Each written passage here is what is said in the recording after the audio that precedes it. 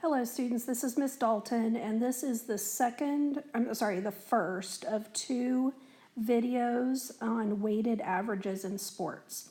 So in this video, we're going to be talking about baseball players, and so we're going to talk about their batting average and how that's calculated, and then also their slugging average. And so you might, if you're a big sports fan, you might already know how these are calculated. If not, you have no clue, then this will be a good lesson in how to figure those out if you ever need to. Now, I am going to apologize in advance. Some of these stats are a little outdated, so my intention was to update them a little bit more, but you know how my injury happened, and so that just did not get done. So we're going to use some outdated stats, but that's okay. We can still use the same process if you want to look up some new stats of your favorite baseball player and use these same formulas. Okay, so in this first screen here, we're going to talk about batting average. And so we're going to look at Chicago Cubs Chris Bryant's game stats, and this was back in 2017. So this was his game stats in the last 7 games. So you can see in the top row, it was the number of hits that he had per game, and then in that same game on the bottom row, it's how many times he was at bat. So to calculate the batting average, what you would want to do is you would want to add up the hits and then divide it by the number of at-bats, okay? So I've done that here.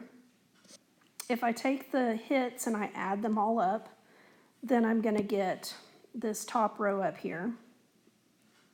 So you add up those numbers here.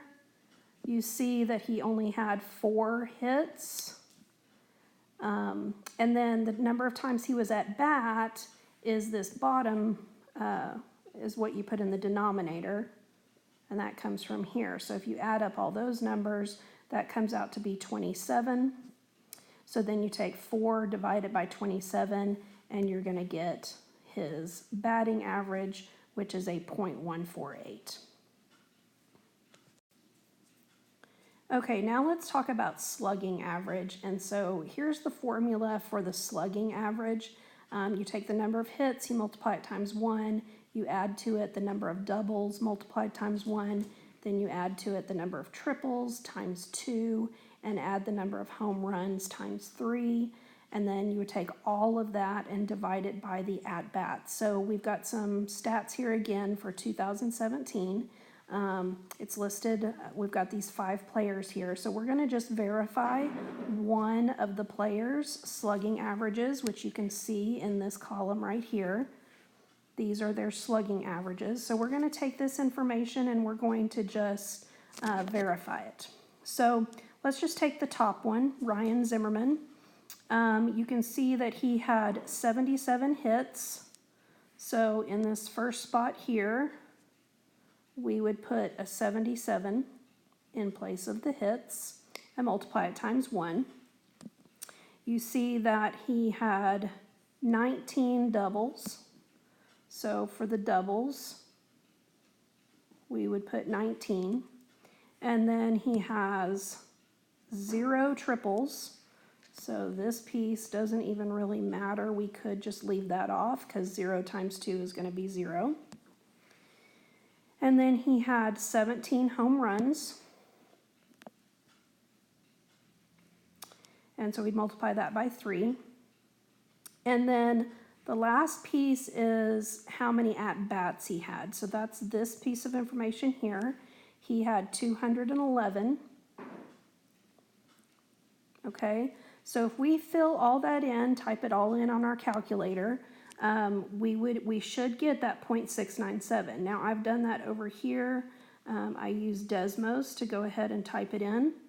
So you can see we did 77 times 1 plus 19 times 1 plus I went ahead and added in that 0 times 2, even though I didn't have to, plus 17 times 3, and we divided it by 211, and you can see it comes out to be .6966, on and on, but they just round it to the nearest thousandths. So you can see that that would be .697. Take a second and verify a couple more of these baseball players' slugging averages just to make sure that you can calculate it on the calculator correctly.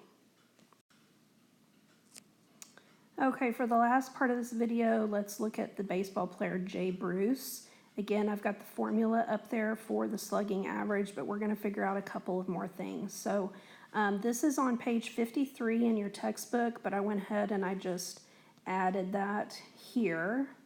So you can see Jay Bruce's stats up there. And so for part A, they want you to do an at-bats per games.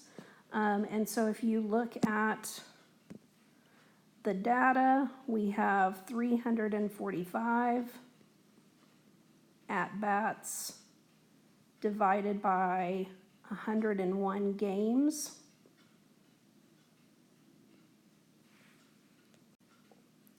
And when you type that in on your calculator, you're going to see that he is at bat approximately 3.4 times per game. For part B, so they want to know how many hits he gets versus at bats. So he has 77 hits in 345 at bats, which comes out to be about 0.22. Again, we could convert that to a percentage, so we could say that's a 22% percentage of hits versus at-bats. The slugging average, so let's go ahead and figure out what that is. So the number of hits he has is 77. The number of doubles, he has 15. He has 2 triples and 22 home runs. And the number of at-bats is 345. So go ahead and figure out what his slugging average is. So his slugging average comes out to be 0.470. Again, we usually round the slugging average to the nearest thousandths, which would be 3 decimal places. And then the last piece of information is a ratio. It's an at-bat ratio. So it's 1 to the number of at-bats is 345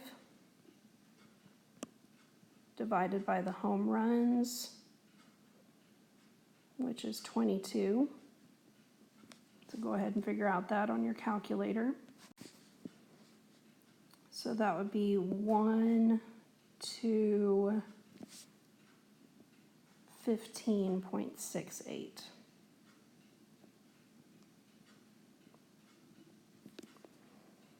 Okay, and then part C, they want to know the total bases. So